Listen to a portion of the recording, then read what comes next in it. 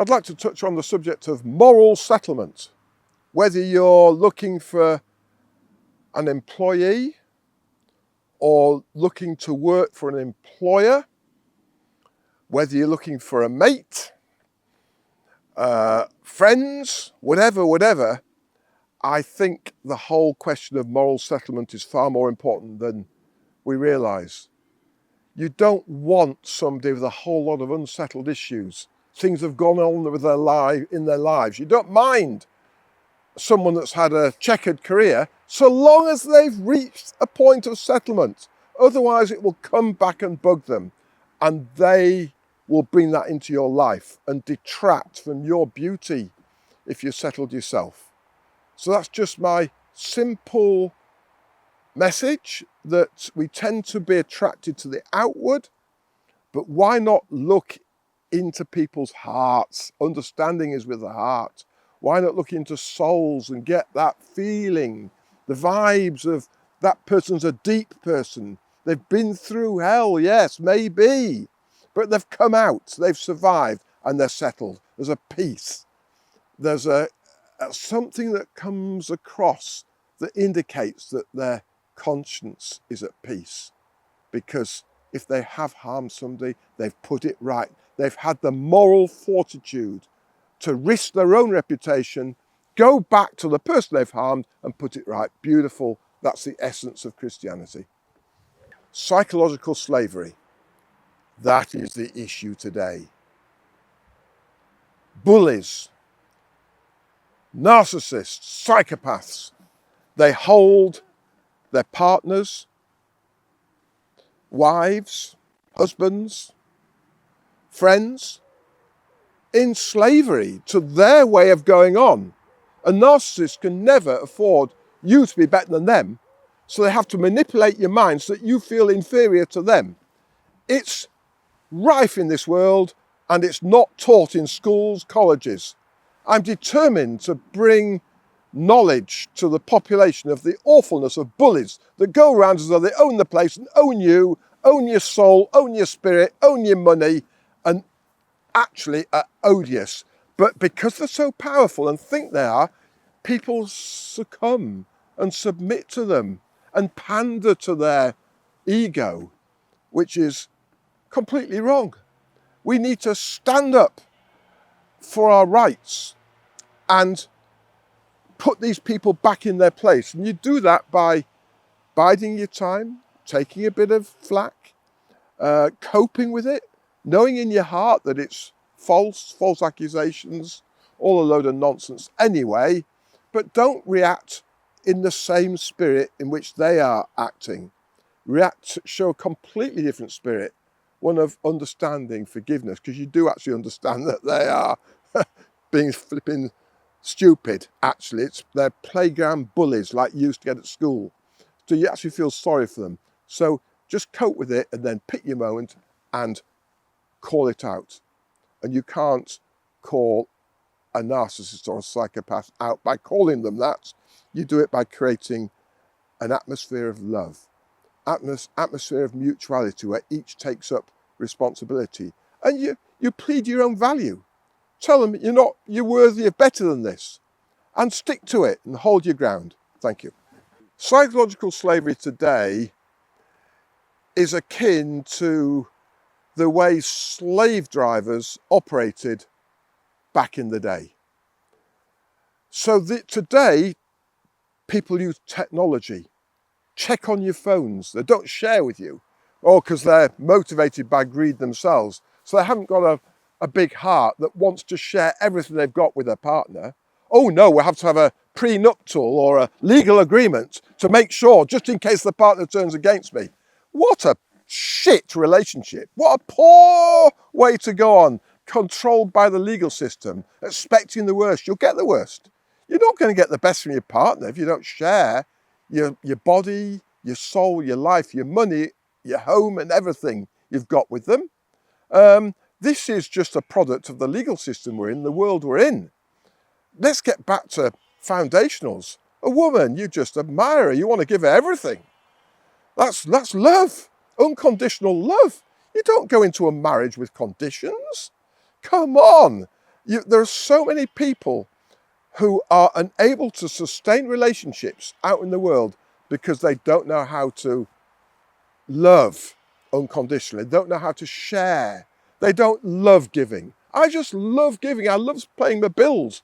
I love settling up with people. I don't like outstanding debts. I've had to have a few because of the way I've been treated. But my soul and my heart yearns to pay everybody, so I'm not owing anybody anything. And that is, I would hate to even think of taking anything off somebody by coercion or falsehood or trying to make out that they owe me money when they don't. That's awful, the worst. It comes from the pit. So let's learn to get out of the slavery straitjacket, a bit like in the day when plantation owners knew the next plantation and the next. So if somebody escaped, if a poor slave escaped, the next plantation owner would grab hold of them, bring them back, and they'd be punished, whipped. So cruel. But that is played out today by the use of technology. And if somebody leaves a breathing space and escapes home, they put the police on them. Would you believe? This cult I was in, they put the police and put them into some institution just because they need some breathing space and need to escape, to spill out their story to someone. It's so wrong. Psychological slavery is much more serious. It's as serious today as physical slavery was back in the day when good men like William Wilberforce, Newton, stood up against it, stopped it, and got it outlawed. Thank you. 13th of January 2020, before the COVID outbreak, the weekend when I was assaulted by Gareth Hales, the eldest son of the PBCC leader, Bruce Hales, outside his home, I wrote letters to all the brethren in Sydney. This letter included, I sincerely feel that my assembly excommunication is invalid due to multiple breaches of scriptural principles, including lack of witness, false testimony, and the denial of opportunity to present my case. Therefore, I am requesting that this letter and the enclosed appeal be presented to the Sydney Assembly for open, unafraid discussion and resolution. And I finished off by saying, I furthermore strongly commend that the brethren should rediscover true Christianity by exemplifying the following values: inclusiveness, forgiveness, personal empowerment, simplicity, open-mindedness, spontaneity, compassion, empathy, fearlessness, trust, mutuality, respect, accountability, sincerity, respect for wisdom from any source. Thank you. I got clobbered for this from my local Leeds brethren where I was excommunicated in October 2017. So I wrote to them in December 2020 saying, my question is whether leaders are motivated by petty envy to find fault with others. Are they so corrupted by their own power that they can't bear someone else being the centre of attention? I go on to say that Ian Gibb outlined a meeting he had, interview with Symington, the leader of those days, in Dudley Clayson's house in Liverpool. After a while, I was pumped dry, and he started asking David Terris from Newcastle about everybody there. But he still had not mentioned Robert Gibb. Now, Robert Gibb was a wonderful man in my book. He was very learned in the truth. That started at the meal table. Without warning, he suddenly looked at me directly and said, "Tell me, Ian, how is Robert getting on?" I could not move the fork I had in my hand to my lips. I knew this was it. I said, "I believe he got a shake at our 3-day meetings."